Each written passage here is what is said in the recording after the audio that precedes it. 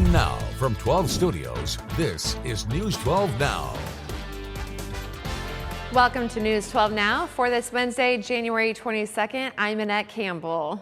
Well, time now to talk a little bit about this freezing weather that we've had the last few days, and hopefully we are at the cusp of it. Yeah, we're finally breaking out of our Arctic grip that we've been stuck with for the last several days at this point, and even into this afternoon now, everybody is officially above freezing. It's still a bit chilly out there though, but hey, we'll take upper 30s.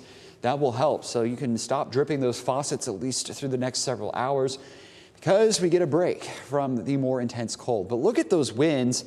Yeah, they've really picked up, and that's actually because we have a dry cold front coming through. You can kind of see those winds changing down to the south and west, but the winds have not helped much and have actually kept it feeling a lot colder than it actually is, with 20s and low 30s there on the board. So it's going to be chilly to say the least, and we are expected to get into at least the mid to upper 40s today. I would say maybe a little bit warmer than this because of the southerly winds and the abundant sunshine that we are expecting to continue through the rest of the day today. So yeah, it's a start, and actually it kind of levels us out into the extended forecast, which we will break down in your full forecast here in a minute. Till then, back to you, Annette. Thanks, Brian. A man who allegedly embezzled more than $300,000 from the Gainesville Masonic Lodge was caught in Colorado Springs. The warrant for Wiley Sullivan from Cook County dates back to 2023. It took them nearly 2 years to track him down with the help of the Cook County Sheriff's Office and 2 deputies who specialize in locating suspects. He was arrested, and Sheriff Sappington says Sullivan will be brought back to Cook County soon and will face a felony embezzlement charge. Well, the Supreme Court has revived the case of an Oklahoma female death row inmate who claims she was sex shamed. Brenda Andrew is facing execution for the 2001 shooting death of her estranged husband, Robert Andrew. Now, prosecutors say Brenda and her boyfriend lured Robert to a garage to kill him. Then days later, the pair fled to Mexico. In an appeal, Brenda Andrew said the prosecution's use of her sexual history violated her due process rights. Now, prosecutors claim the sex-based evidence was used to establish a motive. Tuesday, the Supreme Court sent Andrew's case back to an appeals court to decide if the evidence against her was too prejudicial. Now, Brenda Andrew is the only woman on death row in Oklahoma. She was convicted of murder in 2004. Andrew's co-defendant, James Pavitt, confessed to Robert Andrew's murder. He's also on death row.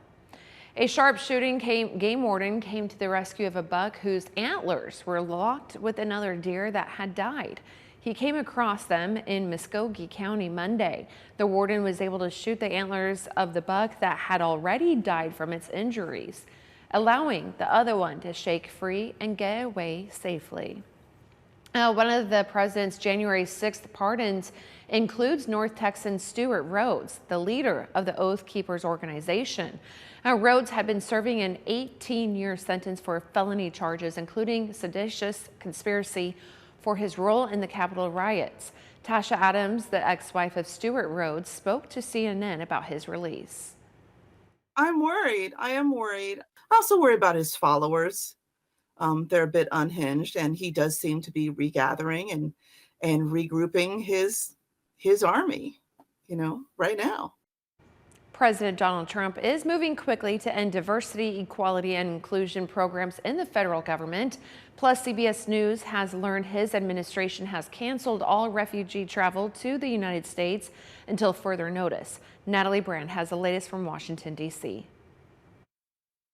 In a new memo obtained by CBS News, the Trump administration has instructed federal agencies to cancel any diversity, equity, and inclusion programs and close DEI offices. By 5 o'clock today, all employees working in those roles are to be notified that they will be placed on paid leave as the administration seeks to shut down DEI programs. Our country is going to be based on merit again.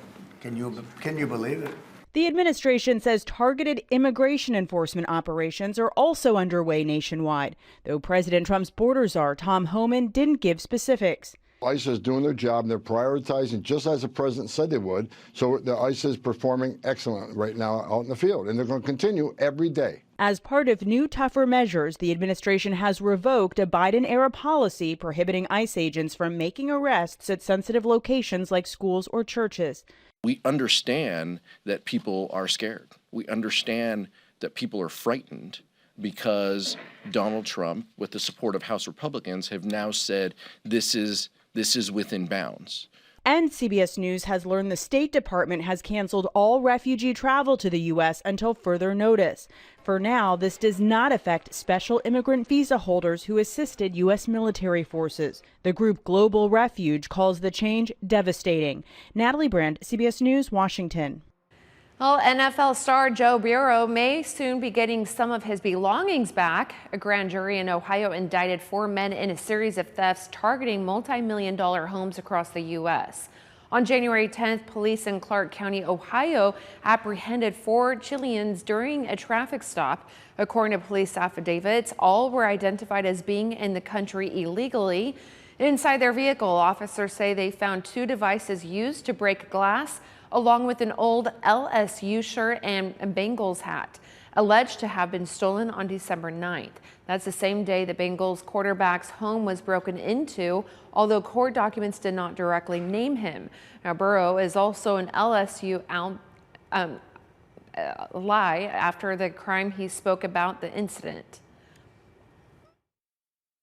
I feel like my privacy has been violated in more ways than one. We live a public life, and one of my least favorite parts of that is the lack of privacy.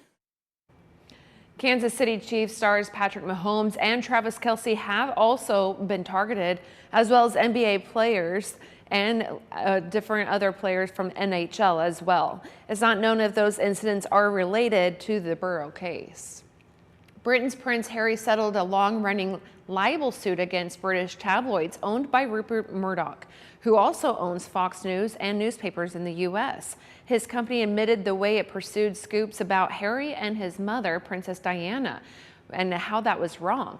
MT's Tayab is in London with more. Well, in a stunning turn of events, instead of a weeks-long court battle between Prince Harry and Rupert Murdoch's group of newspaper, we now have a settlement and 2 explosive statements. One from the Murdoch-owned company, which offered Harry a full and unequivocal apology for hacking his cell phone and intruding into his personal life for articles published between 1996 and 2011, acknowledging unlawful conduct by private investigators. There was also an apology for past intrusions into Harry's mother, Princess Diana's private life as well. Now, this is the first time Murdoch's news group has admitted wrongdoing involving any of his papers in a legal battle that's lasted decades and has cost the group over $1 billion in payouts. Now, Harry's called the settlement a monumental victory, saying the papers had finally been held to account for, quote, blatant disregard for the law. Now, the royal was one of more than 1,300 people that made claims against the papers. Most settled out of court because the financial liabilities were simply too high. MPS Time, CBS News, London. Thank you for watching today's News 12 Now. Make sure to subscribe so you find out why Texoma turns to us. You can also follow us on Instagram and Facebook, where you'll see more social media exclusive content. Want more News 12 Now? Watch us live every weekday through the KXII app on your phone or TV and through our website.